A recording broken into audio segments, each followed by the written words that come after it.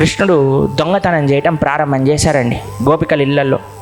ఎందుకంటే ఆ గోపికలే కావాలని ప్రార్థన చేసి మరీ కృష్ణుడి కోసమని చక్కగా వెన్న తయారు చేసి డోర్లన్నీ ఓపెన్ చేసి కృష్ణుడు ఎప్పుడు వస్తారా అని వెయిట్ చేస్తూ ఉండేవారటండి గోపికలందరూ కూడా. ఓ గోపిక ఏం చేసింది, మంచిగా వెన్న తయారు చేసి ఉట్టిల పైన కట్టేసింది. వందలాది ఉట్టిలండి ఇలా కట్టేసిందటండి. కట్టేసి చాలా తెలివైన గోపిక అండి.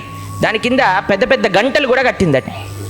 ఎలా అయితే కృష్ణుడు వచ్చి ఇలా చేయబెట్టి ముట్టుకోగానే ఆ గంటలు మోగిపోతాయని అలారం సిస్టమ్ ఇప్పుడు వస్తుంది కదండి.